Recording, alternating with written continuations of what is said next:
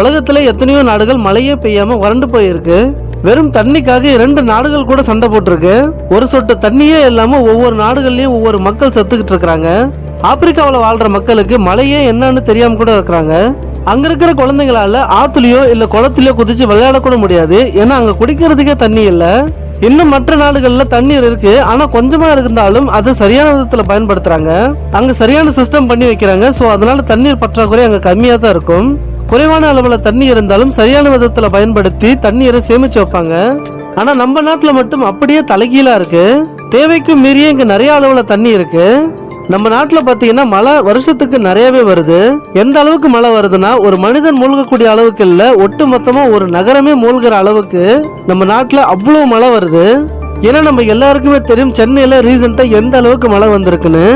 மழைன்னா வெறும் சாதாரண மழை இல்லைங்க, இந்த வருஷத்துக்கான மிகப்பெரிய டிசாஸ்டர் தான் இந்த மழை.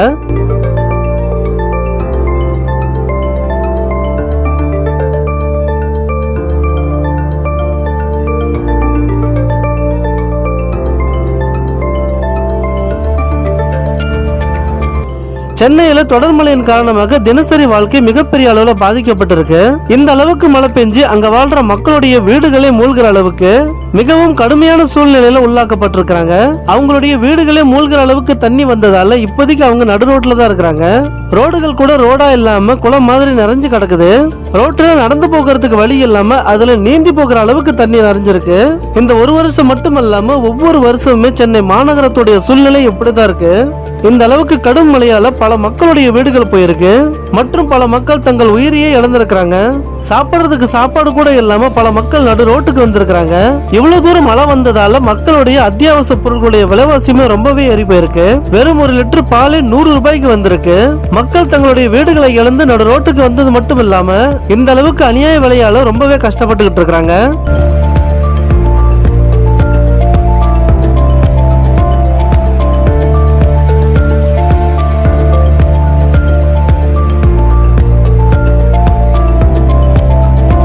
இவ்வளவு தூரத்துக்கு மிகப்பெரிய பேரழிவு நடந்ததுக்கு அப்புறமே எந்த ஒரு அமைச்சருமே எந்த ஒரு முடிவுமே எடுத்ததில்ல. மக்கள் சாப்பிடுறதுக்கான சாப்பாட்டுக்கு ஒரு வழி பண்ணல, குழந்தை குட்டிகளை வச்சுக்கிட்டு தங்குறதுக்கான ஒரு சரியான இடத்தை பண்ணி கொடுக்கல, மக்களை சரியா கண்டுக்கவே இல்லை அப்படின்னு தான் சொல்லுவேன். இன்னுமே பல மக்கள் அழுது புலம்பிக்கிட்டு தான் இருக்கிறாங்க. எல்லா மீடியாக்களுமே சும்மா ஒரே விஷயத்த தான் சொல்லிக்கிட்டு இருக்காங்க. சென்னையில கடுமையான மழை வந்திருக்குது, அதுல நிறைய மக்கள் இறந்து போயிருக்கிறாங்க, பல மக்கள் நடு ரோட்டுக்கு வந்துட்டாங்க. இந்த மாதிரியான விஷயங்களை தான் மாறி மாறி சொல்லிக்கிட்டு இருக்காங்க. பொதுமக்களை எந்த ஒரு மீடியாக்களுமே கண்டுக்கவே இல்ல. அதுக்கேத்த மாதிரி அரசியல்வாதிகளை வந்து பார்த்துட்டு தான் போய்கிட்டு இருக்காங்க. இந்த ஒரு வருஷம் மட்டும் இல்லாம ஒவ்வொரு வருஷமுமே சென்னை சிட்டியோட நிலைமை இப்படிதான் இருக்கு. ரோட்டில் தெரிஞ்சுக்கிட்டு இருக்கிற மிருகங்களுமே தண்ணியில மூழ்கி இறந்து போய் சாக்கடைக்குள்ள மாட்டிக்கிட்டு தண்ணியும் போகாம நாரிக்கிட்டு இருக்குது அந்த இடம். இந்த அளவுக்கு கடும் சூழ்நிலையில தான் சென்னை மக்கள் வாழ்ந்துகிட்டு இருக்காங்க.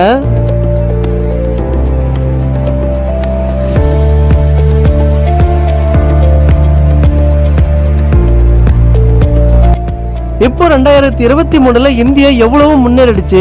இந்த மாதிரியான டைம்ல கூட தண்ணி இவ்வளவு தூரத்துக்கு பெஞ்சு நிறைய மக்கள் இறந்து போயிட்டு இருக்காங்க. இந்த அளவுக்கு டிஜிட்டலா டெவலப் ஆயுமே ஒரு புண்ணியமே இல்லைன்னு தான் சொல்லணும். அரசாங்கத்துக்கு தெரியும் ஒவ்வொரு வருஷமும் சென்னை சிட்டில எந்த அளவுக்கு மழை பெய்யுதுன்னு. அப்படி தெரிஞ்சுமே ஏன் இவ்வளவு சர்வ சாதாரணமா விட்டு வச்சிருக்காங்கன்னு தான் தெரியல. ஒவ்வொரு வருஷமும் மழையில மக்கள் எவ்வளவு கஷ்டப்படுறாங்க. தன்னுடைய வீடுகளையும் குழந்தைகளையும் இழந்துட்டு எத்தனையோ பேர் நடுரோட்ல நிக்கிறாங்க. அது மட்டும் இல்லாம பொது சொத்துக்கள் எவ்வளவு நாசமாக்கப்படுது. இப்படி இருந்துமே ஏன் இவ்வளவு சர்வ சாதாரணமா விட்டு வச்சிருக்காங்கன்னு தான் தெரியல. அதுவும் ஒரு தடவை 2 தடவை இல்ல, ஒவ்வொரு வருஷமும் சென்னை சிட்டியோட நிலைமை இப்படிதான் இருக்கு. இந்த அளவுக்கு தெரிஞ்சிருந்துமே ஏன் தண்ணி போகிறதுக்கான சரியான ஒரு சிஸ்டமேட்டிக் அவங்க கொண்டு வரல. அரசாங்கத்தோட அலட்சியத்தால ஒவ்வொரு வருஷமே பொதுமக்கள் பல கஷ்டங்களை அனுபவிச்சுட்டு இருக்காங்க. இந்த வீடியோ பார்த்தாலே உங்களுக்கே தெரியும் சென்னையில எந்த அளவுக்கு மிக கடுமையான அளவுல மழை வந்திருக்குன்னு.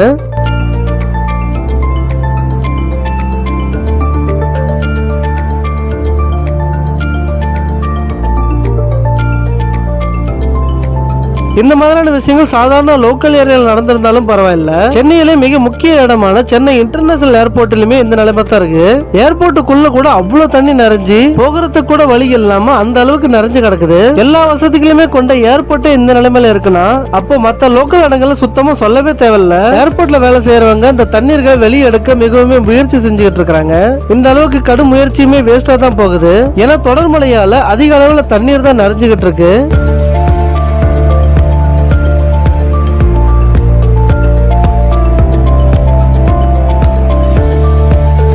கிளைமேட் சேஞ்சின் காரணத்தால இந்த அளவுக்கு கடும் புயலும் மழையும் சேர்ந்து வந்துகிட்டு இருக்குது. புயலுடைய வேகமானது 70 இருந்து 80 km/h வேகத்துல வந்துகிட்டு இருக்கு. தமிழ்நாட்டுல மட்டும் இல்லாம இந்த புயலானது ஆந்திரா பிரதேசலுமே ரொம்பவே கடுமையான அளவுல வந்துகிட்டு இருக்கு. அங்கேயுமே இந்த அளவுக்கு மிகப்பெரிய அளவிலான பாதிப்பு ஏற்பட்டிருக்கு.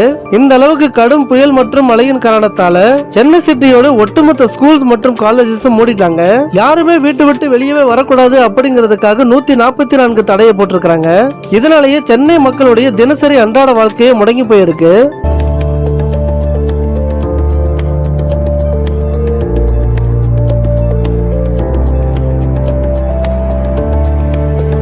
அதுலயும் முக்கியமா செங்கல்பட்டு ஏரியாவில் அதிகமா மழை பெஞ்சு தண்ணி வந்த காரணத்தால அந்த ஏரியாவில் ஏகப்பட்ட பொது சேதம் உண்டாயிருக்கு. இந்த அளவுக்கு கடும் மழையால சென்னையில ஏகப்பட்ட இடத்துல மரங்கள் விழுந்திருக்கு.